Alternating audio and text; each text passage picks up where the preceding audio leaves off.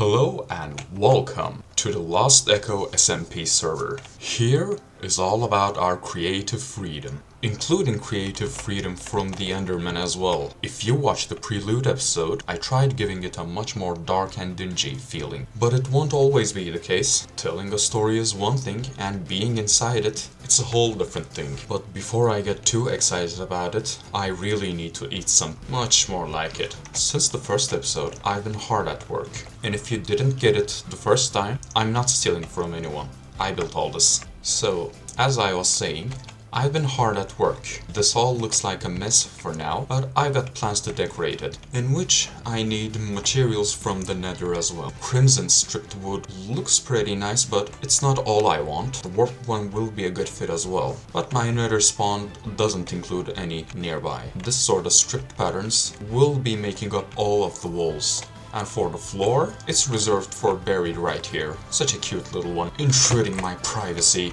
How rude.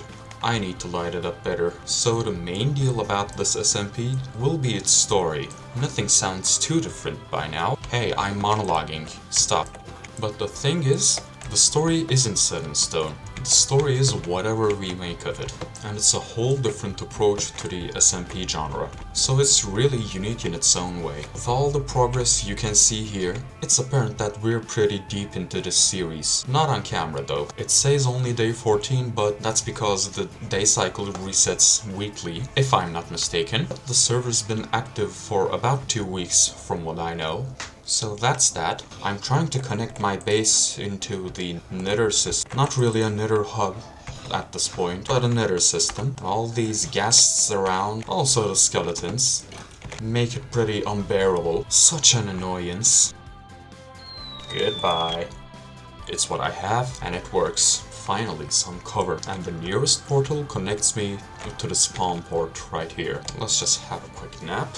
So you may have noticed this as a waypoint. You can teleport to the said waypoints by simply tapping at it, but you need to be on top of the shrine. Not really a shrine, but you get the idea. And Phantom's more of a streamer. I don't want to spoil too much of his base, so I'm just gonna be here. That should be Kara's portal, with Phantom's just being over there. And the path over there connecting to Hazy's. Sucks that no one's online, but it's all about time zones. I couldn't even chat with most of the people here. Just needing some small fixes and...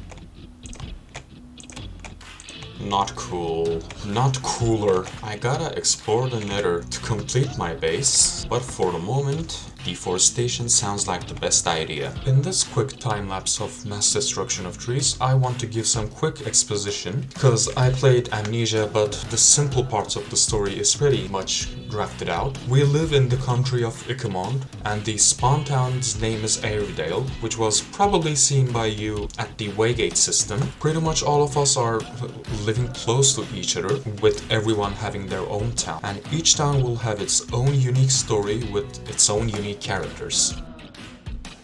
At least I've got enough fuel to last a lifetime. The big spruce trees will have to wait. I don't really have the power to continue this. About that floating tree, I honestly don't feel like dealing with it. But it's raining. Lucky you. This wasn't what I expected. Come on, it's only a tree. Don't even need oxygen. Finally. Well, the grinding never stops. Time for a small montage of preparing the little pond for Barry the Axolotl.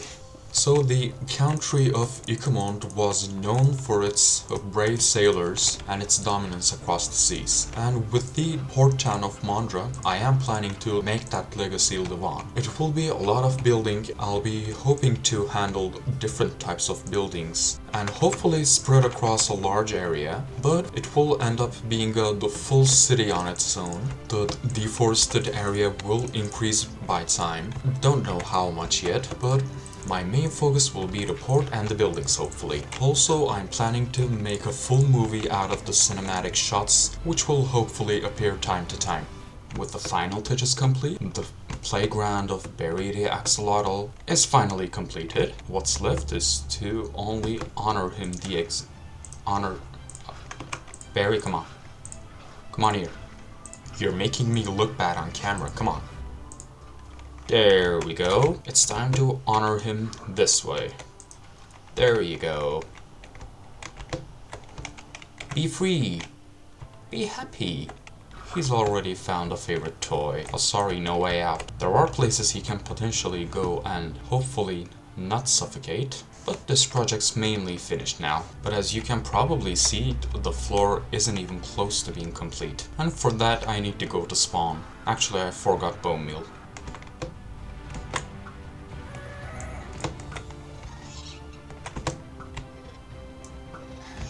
Good. Revenge. This wasn't like this morning. People are hard at work. I need more of you. But bone mealing doesn't work. Nothing should be simple. The base of Kento, the owner of the servers, is just behind me, but I'm not gonna spoil it. This makes 1 stack, and it's probably the best it's gonna be. And with a tiny bone meal farm, the main usefulness of the room is pretty much finished at this point. Still, there's a lot more to be done. The walls, need I say more than the walls? I want to have 2 of this furnace arrays, but I don't have the iron to build it yet, so that's gotta stay. Enough with the floating trees. You won't be so lucky. It's not raining as well.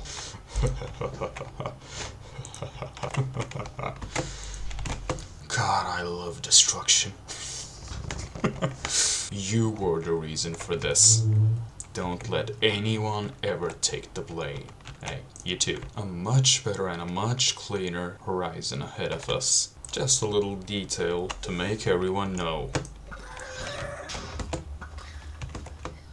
Perish for me. I don't have any scaffolding, but who cares? I just love this item. And Hazy's online now as well. He's usually the hardcore grinding guy. Him, this lord and myself share pretty similar time zones. And while it's kinda early for Distracted Lord, the 3 of us are usually online at similar hours. And players with time zones that don't match with us, they go pretty hard at grinding as well. Like, I didn't show you anything, but Phantom's base is pretty huge.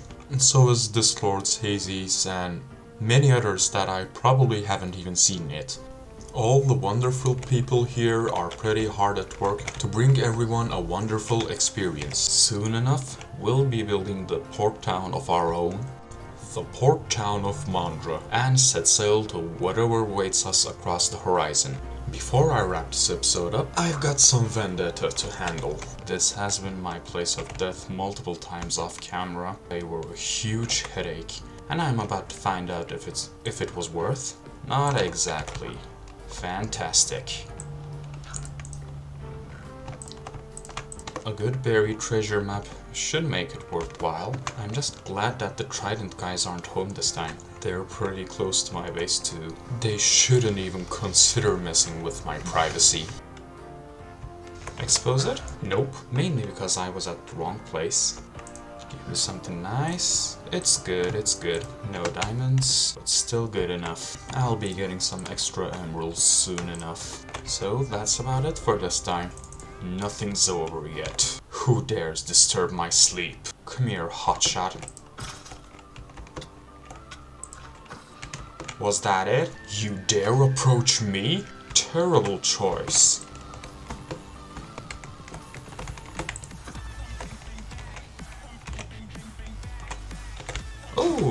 Oh, there were 2? You may have given me a cute gift, but you're too far down the line. Oops. Cool, they're attacking crops now. What is wrong with this? I think I know the culprit. I don't know the culprit. It got morning till I solved that issue. Well, until that mystery's solved, that's it for this episode. Hope you enjoyed. See ya!